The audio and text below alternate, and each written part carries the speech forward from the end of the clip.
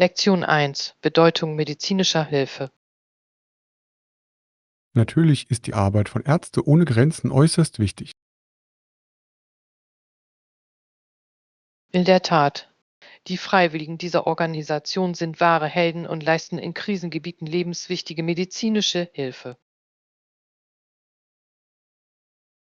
Ich bewundere Ihr Engagement. Für diese Art von Arbeit braucht es eine besondere Art von Mensch. Auf jeden Fall.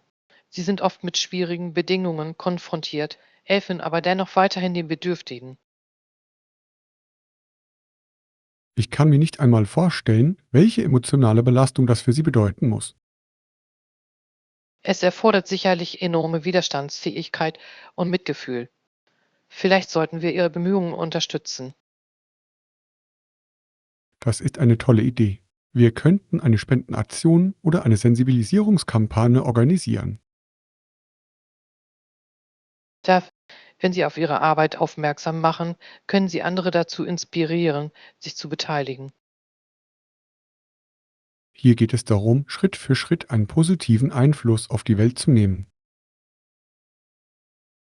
Lektion 2: Stress und Selbstfürsorge.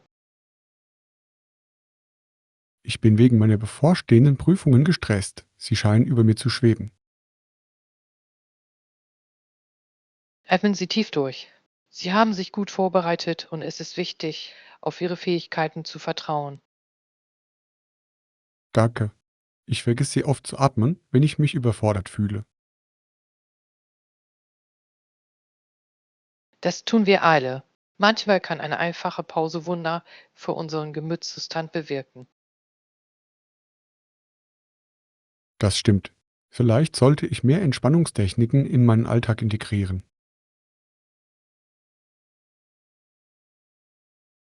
Auf jeden Fall. Meditation oder sogar ein kurzer Spaziergang können helfen, den Kopf frei zu bekommen. Ich werde es mir zur Aufgabe machen, inmitten des Chaos etwas Zeit für mich selbst zu finden. Das klingt nach einem klugen Plan. Denken Sie daran, Ihr Wohlbefinden ist genauso wichtig wie Ihr Studium. Auf eine effektive Balance zwischen Arbeit und Selbstfürsorge. Lektion 3: Modebedürfnis.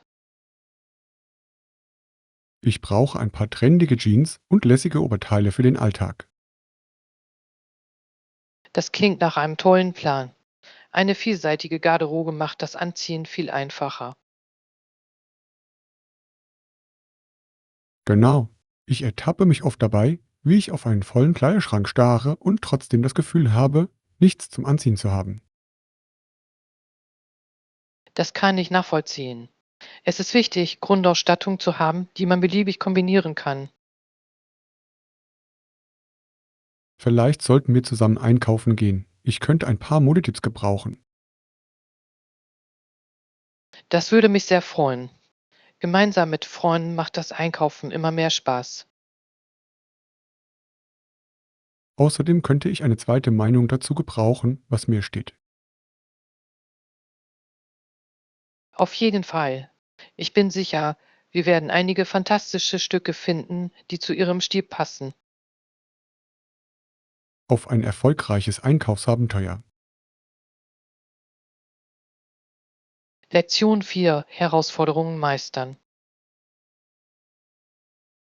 In jeder Situation steckt ein grundsätzlicher Ausweg. Interessante Perspektive. Wollen Sie damit sagen, dass es für jedes Problem immer eine Lösung gibt? Genau. Der Ausweg muss gesucht werden, egal in welcher Dimension, wirtschaftlich, sozial oder politisch. Das ist ein tiefgründiger Gedanke. Er impliziert, dass Herausforderungen zu Wachstum und Veränderung führen können. In der Tat, das Annehmen von Schwierigkeiten kann uns zu innovativen Lösungen führen. Es ist wichtig, angesichts von Widrigkeiten aufgeschlossen und anpassungsfähig zu bleiben. Auf jeden Fall. Vielleicht sollten wir anfangen, Hindernisse als versteckte Chancen zu betrachten. Ich stimme voll und ganz zu. Lassen Sie uns eine Denkweise entwickeln, die Herausforderungen begrüßt. Auf dass wir Wege durch jeden Sturm finden, der uns begegnet. Lektion 5: Regierungswechsel. Die Regierung muss sich ändern. Wir brauchen eine neue Regierung für ein neues Jahrhundert. Ich stimme zu. Es ist entscheidend, dass sich Führung weiterentwickelt, um den Anforderungen der modernen Gesellschaft gerecht zu werden. Wir brauchen Führungskräfte, die bescheiden genug sind, nicht zu versuchen, veraltete Ideen durchzusetzen. In der Tat, neue Perspektiven können Fortschritt und Innovation vorantreiben. Welche Eigenschaften sollten neue Führungskräfte Ihrer Meinung nach am wichtigsten besitzen? Ich glaube, dass Empathie und Anpassungsfähigkeit in der heutigen schnelllebigen Welt unerlässlich sind. Auf jeden Fall. Führungskräfte müssen eine Verbindung zu den Menschen aufbauen, denen sie dienen und auf ihre Bedürfnisse eingehen. Darüber hinaus ist es wichtig, dass sie die Beteiligung und Inklusivität in der Regierungsführung fördern. Auf die Vorstellung einer Zukunft mit Führungskräften, die inspirieren und vereinen. Lektion 6: Konflikte bewältigen. Ja, ich hatte meinen gerechten Anteil an Konflikten am Arbeitsplatz. Bitte, haben Sie Tipps, wie man sie effektiv bewältigt? Ich habe gelernt, dass es entscheidend ist, Konflikte umgehend anzusprechen. Ich stimme voll und ganz zu. Das Aufschieben von Diskussionen führt oft zu Missverständnissen. Genau. Ich finde auch, dass eine diplomatische Konfliktlösung zu besseren Ergebnissen führen kann. Es ist wichtig, offen und respektvoll zu kommunizieren. Vielleicht sollten wir einige Rollenspielszenarien üben, um unsere Fähigkeiten zu verbessern. Das klingt nach einer unterhaltsamen und praktischen Idee. Lernen durch Übung ist effektiv. Auf dass wir gemeinsam zu Konfliktlösungsexperten werden. Lektion 7: Flachland und Landwirtschaft. Das Land ist ziemlich flach und nicht von Wasser umgeben.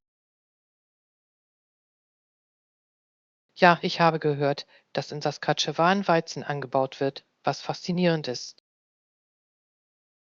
Absolut. Die riesigen Felder, die sich durch die Landschaft ziehen, sind ziemlich beeindruckend. Es ist bemerkenswert, wie üppige Ernten auf solch flachem Gelände möglich sind.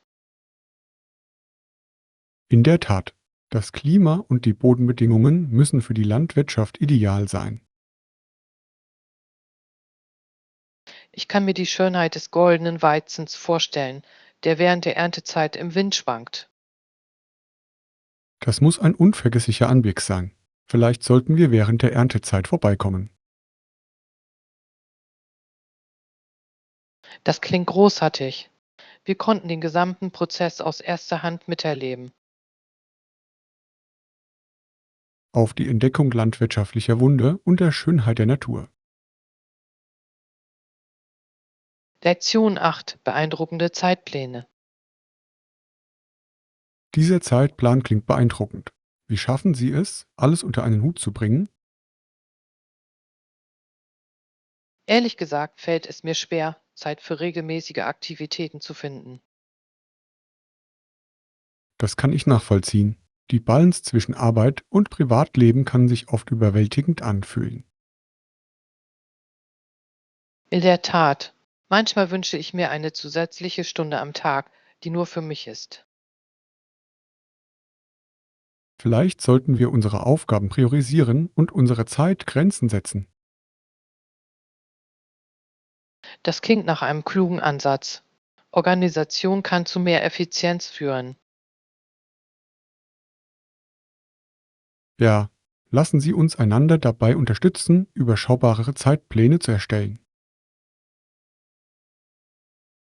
Das würde mir sehr gefallen. Gemeinsam können wir uns Zeit für das Wesentliche nehmen.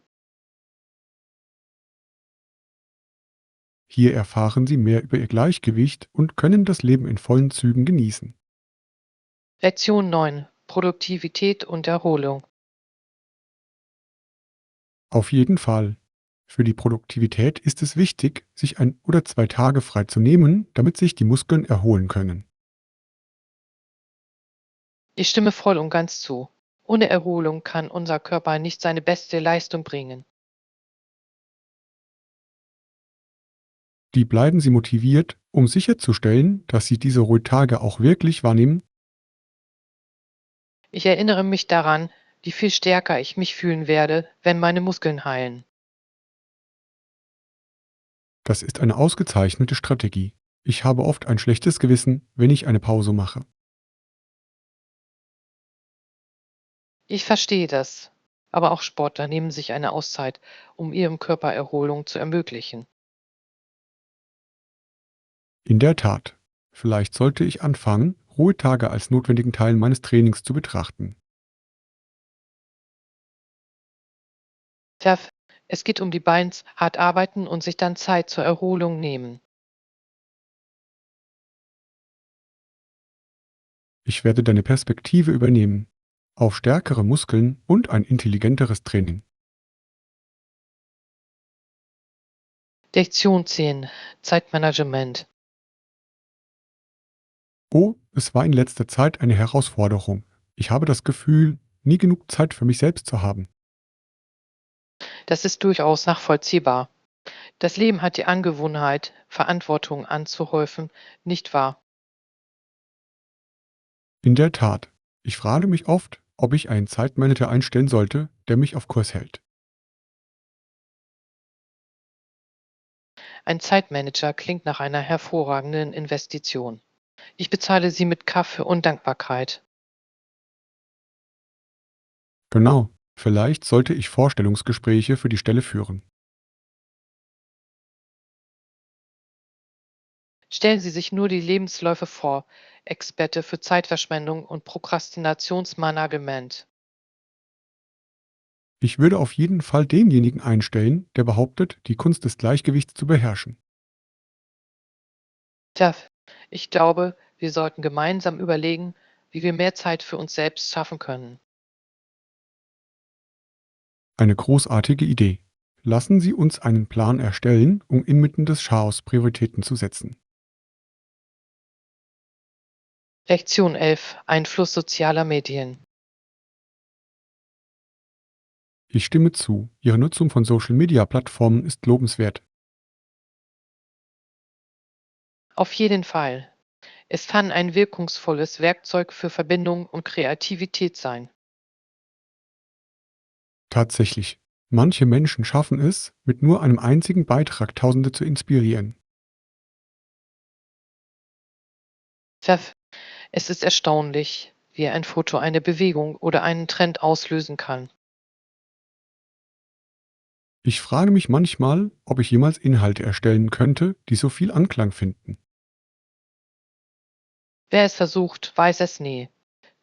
Vielleicht steckt in ihnen ein verborgenes Talent, das darauf wartet, entdeckt zu werden.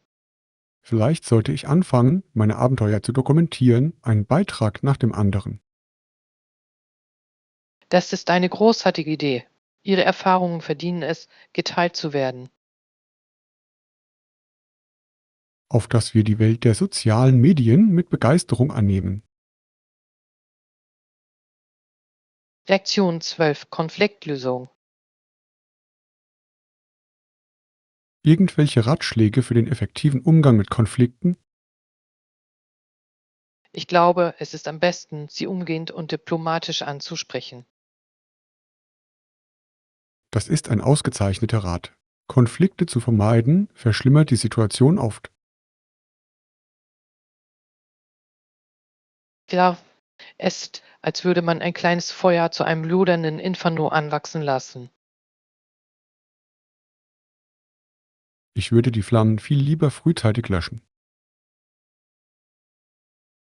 Ja, offene Kommunikation ist der Schlüssel zur Lösung von Missverständnissen. Vielleicht sollte ich meine diplomatischen Fähigkeiten üben und mit kleineren Meinungsverschiedenheiten beginnen. Eine tolle Idee. So wird Vertrauen in die Konfliktlösung gestärkt.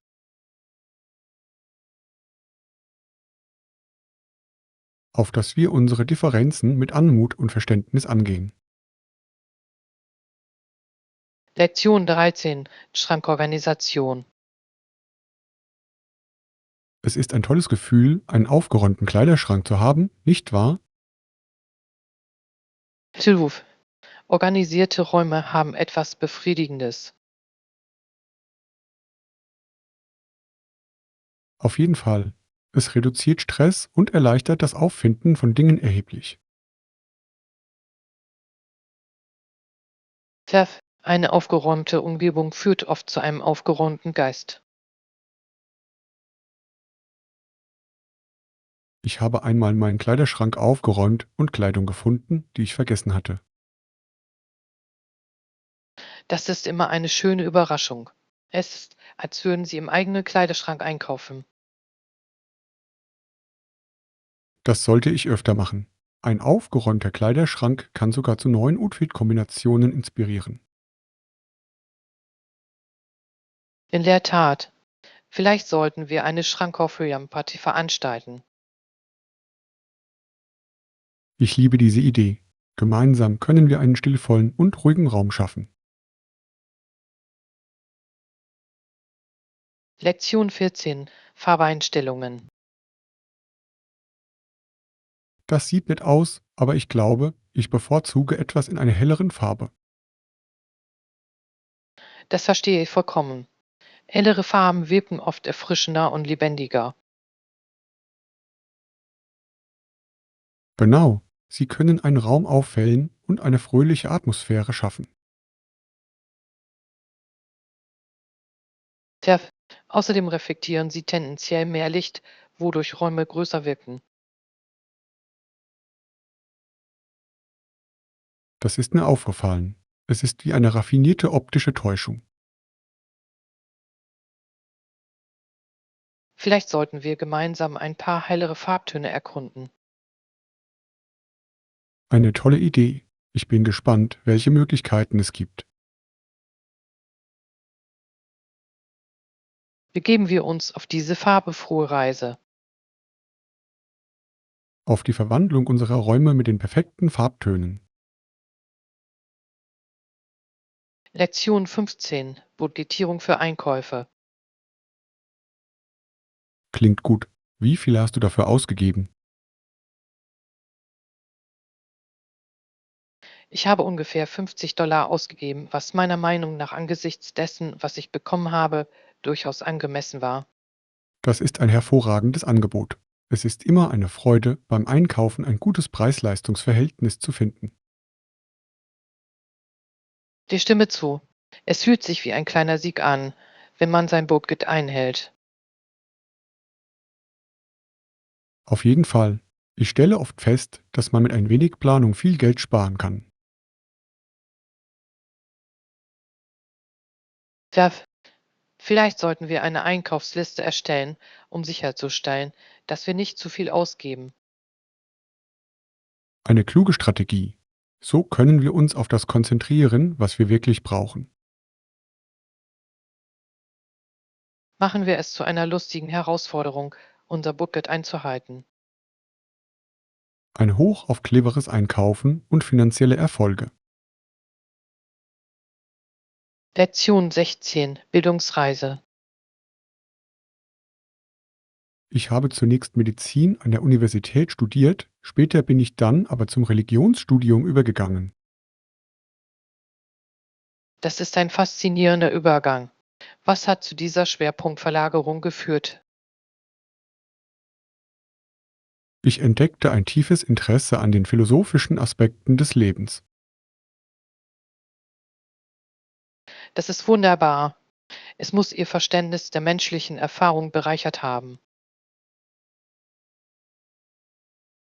In der Tat, ich glaube, dass beide Bereiche wertvolle Einblicke in unsere Existenz bieten. Syluf, Es ist bemerkenswert, wie unterschiedliches Wissen unsere Perspektiven prägen kann.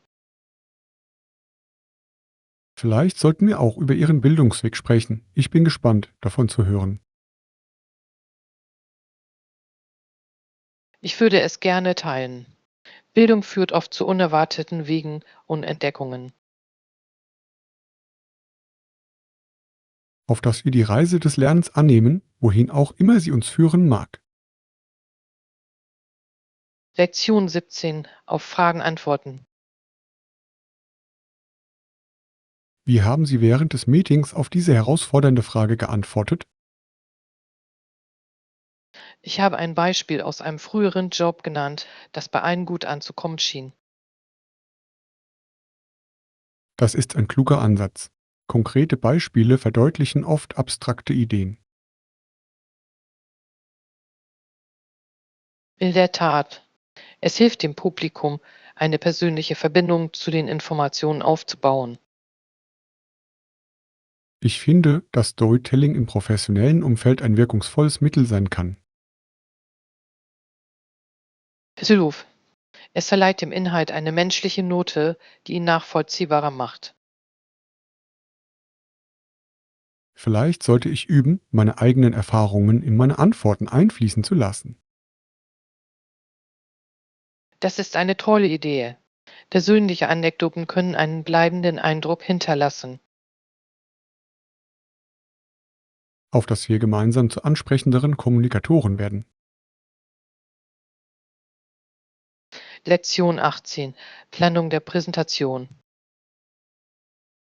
Wir müssen die Präsentation heute fertigstellen. Sie ist für unser bevorstehendes Meeting von entscheidender Bedeutung. Ausgezeichnet. Lassen Sie uns in einer Stunde treffen, um sicherzustellen, dass alles fertig ist. Klingt nach einem guten Plan. Ich werde die neuesten Daten mitbringen, um unsere Argumente zu untermauern. Perfekt. Ich werde die visuellen Hilfsmittel vorbereiten, da visuelle Elemente unsere Botschaft deutlich verstärken können. Tatsächlich. Eine gut strukturierte Präsentation kann einen bleibenden Eindruck hinterlassen. Tja, ich muss zugeben, ich bin etwas nervös, aber ich glaube, wir werden es gut machen. Ein bisschen Nervosität ist ganz natürlich. Sie zeigt, dass Ihnen das Ergebnis am Herzen liegt. Das stimmt. Ich bin mir sicher, dass wir mit unseren gemeinsamen Anstrengungen alle beeindrucken werden. Auf eine erfolgreiche Präsentation und die Wirkung, die wir erzielen werden. Lektion 19. Bedeutung des Bewusstseins. Das Buch Die satanischen Verse von Salman Rushdie hat im Laufe der Jahre erhebliche Diskussionen ausgelöst. In der Tat, seine Rezeption unterstreicht die Komplexität der Meinungsfreiheit. Es ist faszinierend, wie Literatur so starke Reaktionen und Debatten hervorrufen kann. Tja, es erinnert uns an die Verantwortung, die mit der künstlerischen Freiheit einhergeht. Ich frage mich oft, wie Autoren den schmalen Grat zwischen Kreativität und Kontroverse meistern. Es muss eine Herausforderung sein. Dennoch ist ihr Mut, ihre Meinung zu äußern, lobenswert. Vielleicht sollten wir uns eingehender mit den Auswirkungen der Zensur in der Literatur befassen. Das klingt spannend. Lassen Sie uns gemeinsam den größeren Kontext dieses Themas erkunden. Auf sinnvolle Gespräche über Literatur und ihre Wirkung. Lektion 20. Pocahontas bitte. Die 12-jährige Tochter flehte um sein Leben, ihre Worte blieben wirkungslos. Das ist ein ergreifender Moment in der Geschichte.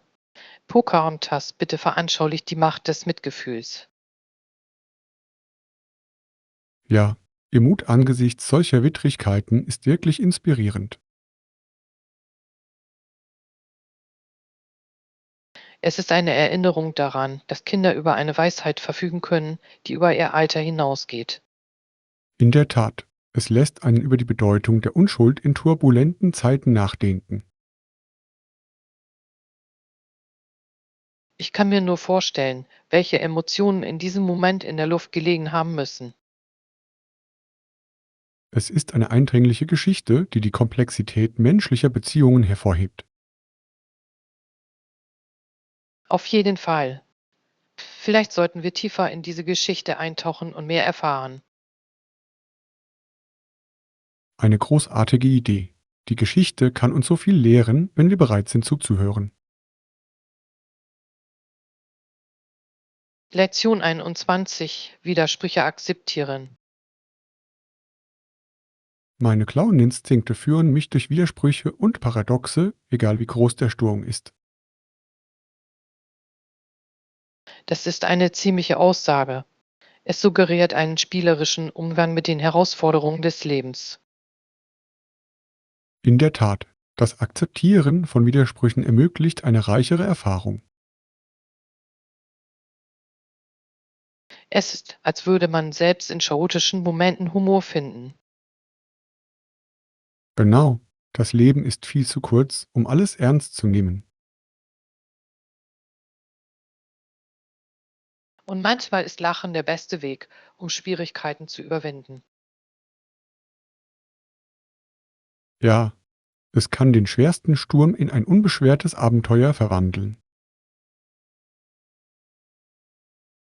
Tja, lassen Sie uns diese Philosophie in unserem täglichen Leben anwenden. Eine wunderbare Idee. Lassen Sie uns die Absurditäten annehmen und die Fahrt genießen. Lektion 22. Stressbewältigung. Ich bin ziemlich gestresst wegen der bevorstehenden Prüfungen. Sie scheinen mir ständig im Nacken zu sitzen. Atmen Sie tief durch. Sie haben sich gut vorbereitet und es ist wichtig, auf Ihre Fähigkeiten zu vertrauen. Danke. Ich vergesse sehr oft zu atmen, wenn der Druck steigt. Das passiert auch dem Besten von uns. Vielleicht können einige Entspannungstechniken helfen, diesen Stress abzubauen.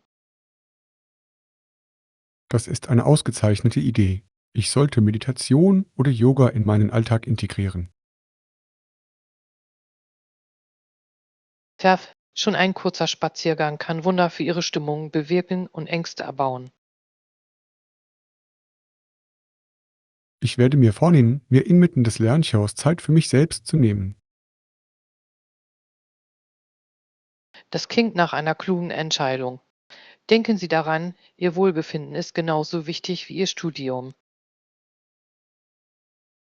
Hier geht es darum, unsere akademischen Pflichten mit der Selbstfürsorge in Einklang zu bringen. Lektion 23. Modesten Tierhals. Ich brauche ein paar trendige Jeans und lässige Oberteile für den Alltag. Das klingt nach einer tollen Idee. Eine vielseitige Garderobe erleichtert das Anziehen ungemein. Ich ertappe mich oft dabei, wie ich auf einen vollen Kleiderschrank starre und dennoch das Gefühl habe, nichts zum Anziehen zu haben. Das kann ich nachvollziehen. Es ist wichtig, Grundausstattungen zu haben, die man beliebig kombinieren kann. Vielleicht sollten wir zusammen einkaufen gehen. Ich könnte ein paar Modetipps gebrauchen. Das würde mich sehr freuen. Gemeinsam mit Freunden macht das Einkaufen immer mehr Spaß. Außerdem könnte ich eine zweite Meinung dazu gebrauchen, was mir steht. Auf jeden Fall. Ich bin sicher, wir werden einige fantastische Stücke finden, die zu Ihrem Stil passen. Auf ein erfolgreiches Einkaufsabenteuer. Lektion 24. Zubehörpräferenzen. Mir gefällt, dass der erste einen längeren Riemen zum Tragen über der Schulter oder quer über den Körper hat. Das ist eine sehr praktische Wahl. Lange Riemen bieten oft Flexibilität beim Tragen einer Tasche. Genau. Ich bevorzuge es, das Styling passend zu meinem Outfit selbst bestimmen zu können. Es ist, als hätte man das Beste aus beiden Welten. Haben Sie bestimmte Farben im Sinn? Ich tendiere zu etwas Neutralem, das verschiedene Outfits ergänzen kann. Eine kluge Wahl. Neutrale Farben sind in der Regel zeitlos und lassen sich leicht kombinieren. Außerdem kann ich mir die Mühe sparen, passende Accessoires zu finden. Darf, lassen Sie uns einige Optionen erkunden, die perfekt zu Ihren Kriterien passen. Ich bin gespannt, was wir entdecken. Lektion 25 Tagesordnung. Stehen noch weitere Themen auf der Tagesordnung unseres Treffens? Ja, wir werden den Verkaufsbericht überprüfen und Verbesserungsstrategien besprechen. Das klingt wichtig. Die Analyse unserer Leistung kann wertvolle Erkenntnisse liefern. Auf jeden Fall. Es ist wichtig zu verstehen, was funktioniert und was angepasst werden muss. Ich frage mich, ob wir auch Feedback vom Team in unsere Diskussion einbeziehen sollten. Das wäre eine tolle Idee.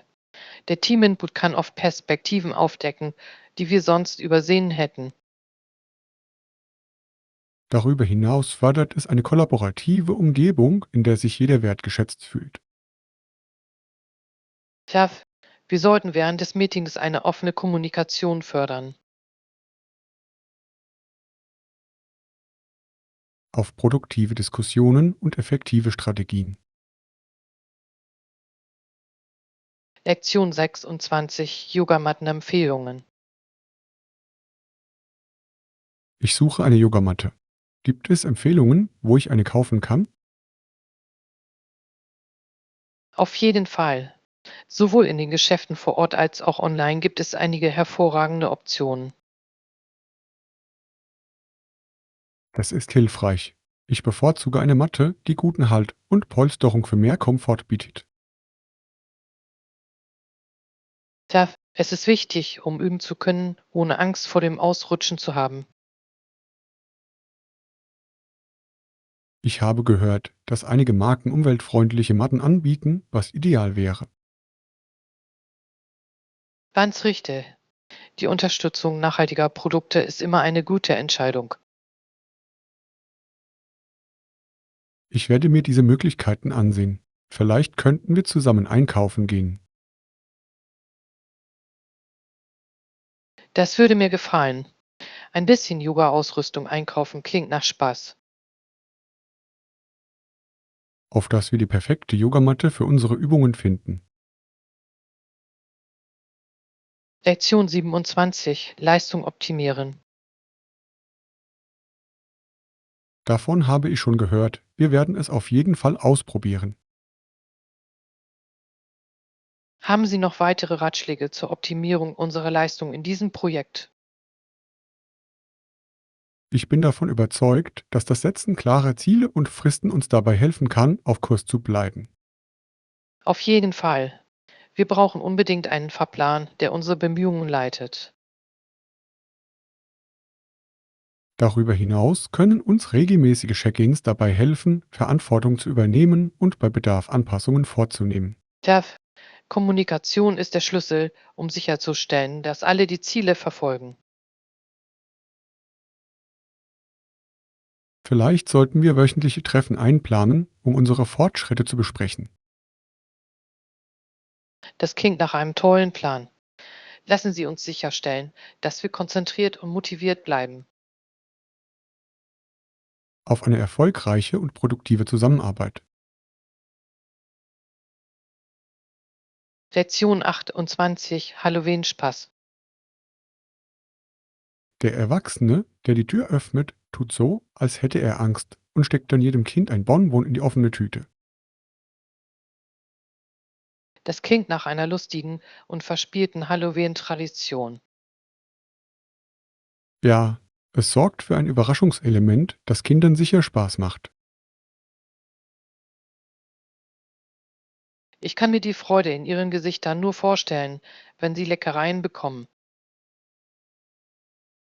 Genau. Es ist eine schöne Möglichkeit, während der Festtage mit der Community in Kontakt zu treten.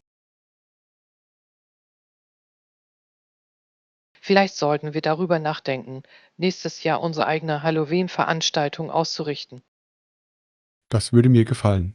Wir könnten bei Kostümen und Dekorationen kreativ werden. Tja, lassen Sie es für alle Beteiligten zu einem unvergesslichen Erlebnis werden. Auf die Verbreitung von Freude und Süßigkeiten zu Halloween. Lektion 29: Öffnungszeiten. Entschuldigen Sie, haben Sie die Durchsage zum Boarding gehört? Ja, Sie sagten, das Boarding für unseren Flug beginnt jetzt, was ziemlich aufregend ist. Ich hoffe, wir kommen schnell durch die Sicherheitskontrolle. Ich möchte den Flug nicht verpassen. Auf jeden Fall. Je früher wir an Bord gehen, desto schneller können wir uns entspannen.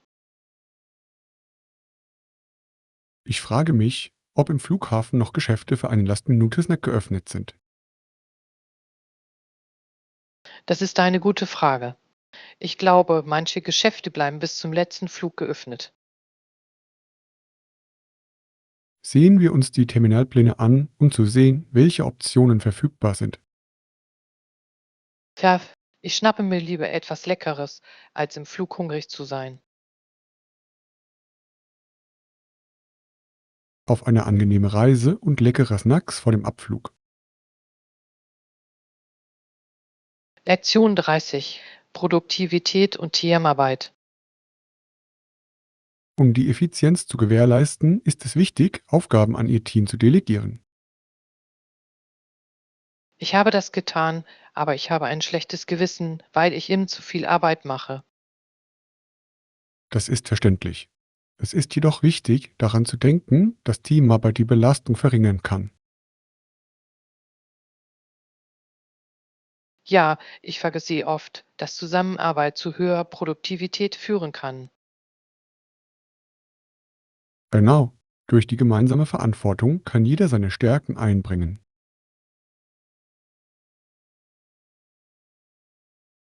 Vielleicht sollte ich mich daran erinnern, dass mein Team gerne hilft. Das ist eine großartige Einstellung. Sie fördert das Gemeinschaftsgefühl und die Unterstützung. Ich werde an dieser Perspektive arbeiten. Danke für Ihre Ermutigung. Auf die Teamarbeit und das gemeinsame Erreichen unserer Ziele.